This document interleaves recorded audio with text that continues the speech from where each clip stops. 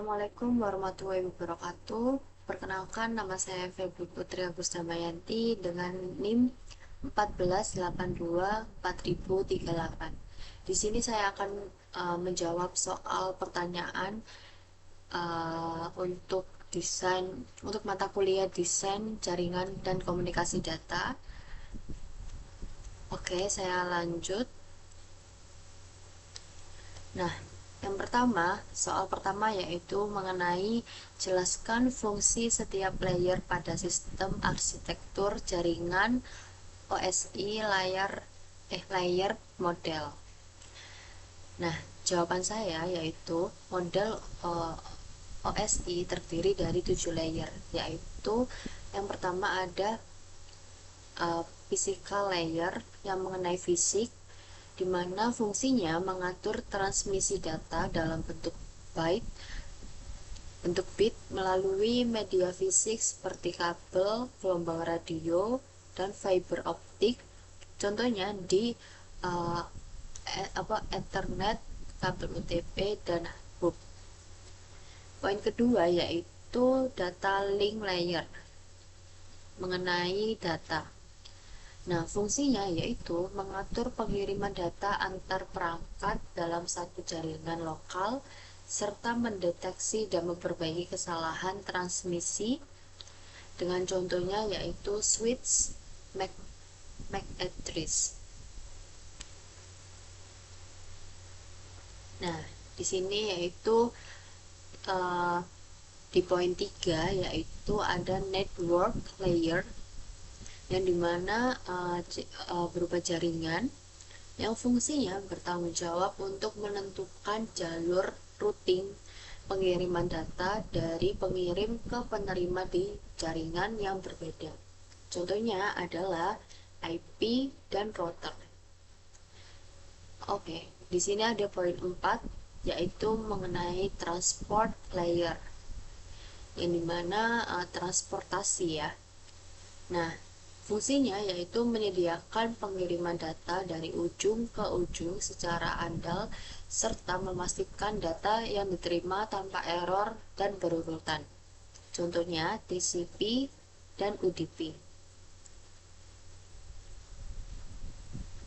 Lanjut di poin 5 ada session layer, ya di mana termasuk sesi tentang fungsi mengatur pembentukan, pengelolaan, dan penghentian sesi komunikasi antara dua perangkat, contohnya sesi login pada aplikasi. Oke, di sini ada poin 6 yaitu presentation layer yang dimana disebut presentasi.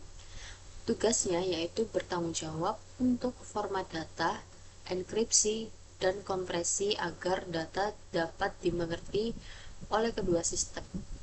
Contohnya JPEG dan MP3.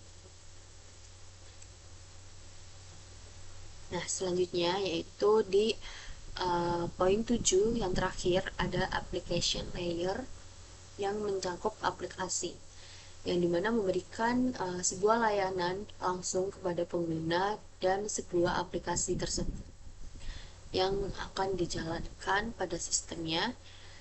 Contohnya yaitu HTTP, FTP, dan DNS. Oke, lanjut di nomor 2 yaitu perbedaan OSI dan TCP IP. Nah, yang pertama di sebelah sini yaitu ada OSI. Untuk perbedaan mengenai aspek yaitu jumlahnya ada 7 layer yang dikembangkan oleh ICO, memiliki konsep model konseptual, teoritis, dan memiliki lapisan fisikal, data link, network, transport, session, presentation, application yang sudah saya jelaskan sebelumnya mengenai fungsi-fungsinya yang sesuai dengan OSI. Dan yang terakhir yaitu ketergantungan pada protokol yang sudah dibuat. Lalu di sini yaitu ada perbedaan dari TCP/IP yang mengenai aspek, jumlah Yang pertama ada jumlah layer ada 4 dan dikembangkan oleh DARPA yang memiliki konsep model praktis dan simple serta memiliki lapisan network, interface, internet, transport, dan application. Nah, dengan ini ketergantungannya pada protokol TCP/IP. Lanjut. Nah, yang soal berikutnya yaitu saya mengambil model TCP/IP karena alasan saya yaitu model TCP/IP memiliki standar yang digunakan secara luas dalam jaringan internet di era sekarang, yang dimana model TCP/IP itu lebih sederhana dibandingkan dengan OSI karena hanya memiliki 4 lapisan utama yang mudah diimplementasikan, serta protokol yang digunakan itu seperti TCP, IP, HTTP, DNS yang sudah teruji. Jadi lebih kayak lebih efisien dan lebih luas gitu untuk dalam jaringan internet di era modern seperti sekarang. Nah, lanjut. Ini ada soal di subnetting. Nah, soal yang pertama yaitu berikan alamat jaringan yang sesuai dengan kode, sesuai dengan alamat IP-nya, sesuai dengan NIM saya, yaitu NIM saya adalah 38. Nah, di sini ada IP 192.168.83 0/4. Nah, sebutkan berapa jumlah network, host, serta rentang IP untuk hostnya. Nah, jadi di sini yaitu ada prefixnya, yaitu di sini ada seper 24, yang dimana host bitsnya yaitu 8. Untuk alamat totalnya itu ada 2/8, yang dimana jumlahnya ada 256. Nah, jadi 256 ini dikurangi 2, yaitu 254. Nah, kenapa harus 2? Nah, ini tuh sudah termasuk broadcast dan networknya. Jadi ada 2 bagian yang harus kita kurangin untuk penggunaannya. Jadi totalnya adalah 254.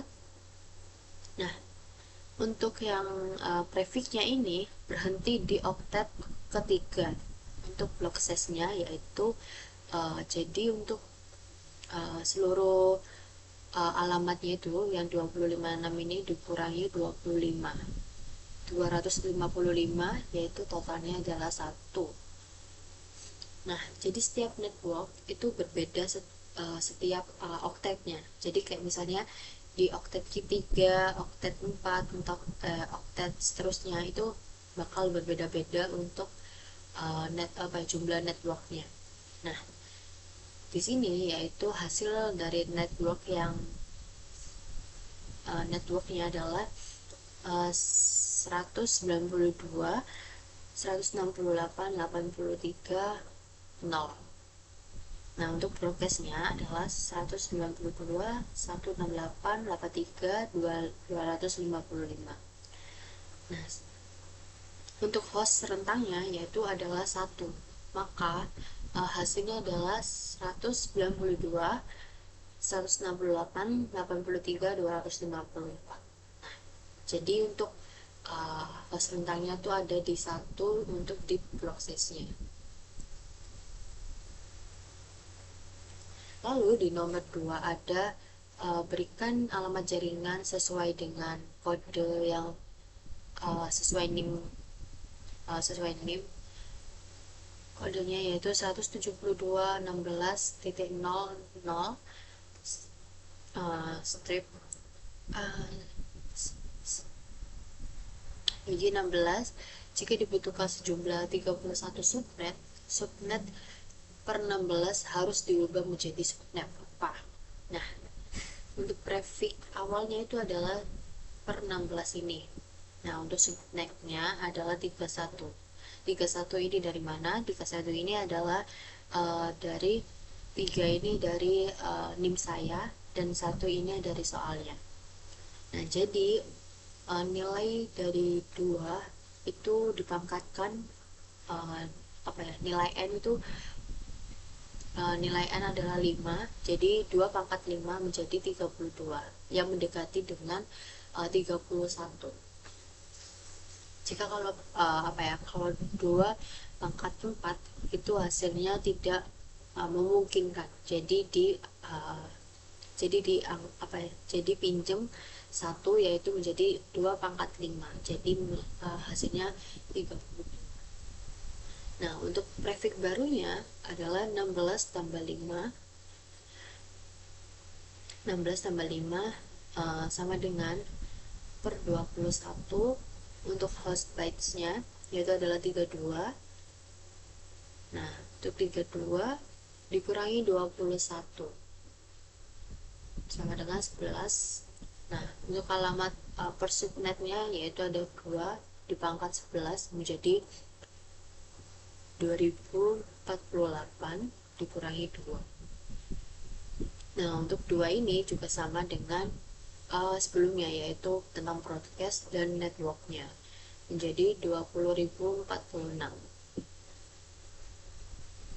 Nah, jadi untuk block size-nya di oktet ketiga adalah 256 dikurangi 248 sama dengan 8 sampai 30, sama dengan 8, yang dimana 8 ini sampai sampai 32 subnet. Nah, untuk hasilnya adalah per 21, setiap subnetnya itu memiliki 2046 usable host, maka jumlah subnetnya adalah 32. Nah, selanjutnya di nomor 3, yaitu berikan alamat jaringan 172.16.83.0/24. Tentukan network address dan broadcast address untuk subnet tersebut. Nah, untuk prefixnya ini yaitu 24. 24 untuk host bitsnya 8. Alamat total yaitu 2 pangkat 8 sama dengan 256. Jadi 256 dikurangi 2 sama dengan 254. Nah, untuk 2 ini sama, yaitu broadcast sama networknya. Nah, per 24 ini berhenti di oktet ketiga. Untuk block size-nya yaitu adalah 256 dikurangi 255 sama dengan 1. Jadi setiap network berbeda di oktet keempat. Nah, hasil dari networknya adalah 172.16.83.0. Untuk broadcastnya adalah 172.16.83.255. Untuk host rentangnya adalah 1, maka hasilnya adalah 172.16.83.254. Nah, untuk host rentangnya tuh dari sini untuk pengambilannya, jadi adalah 1.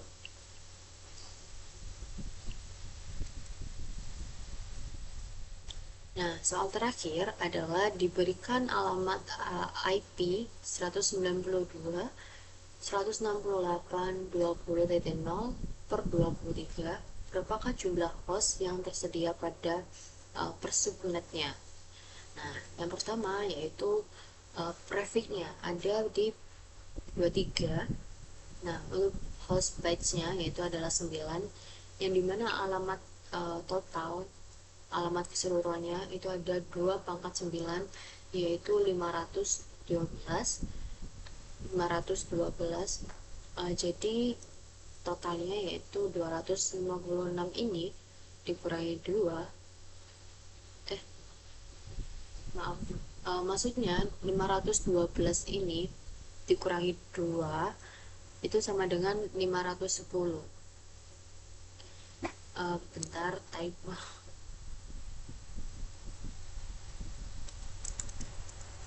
512 ini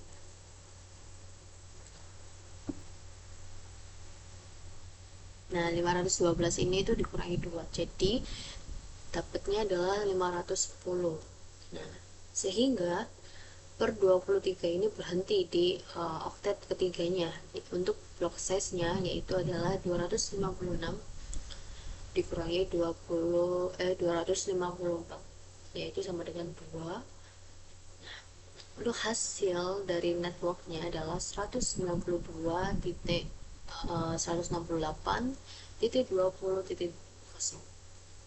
Nah, untuk broadcastnya kurang lebih adalah 192.168.21.255. Untuk host rentangnya adalah 510 atau 2 ini untuk host rentangnya. Maka hasilnya adalah 192.168.20.1 sampai dengan 192.168.21.250. Oke, sekian dari saya presentasinya. Maaf kalau jika ada salah kata. Wassalamualaikum warahmatullahi wabarakatuh.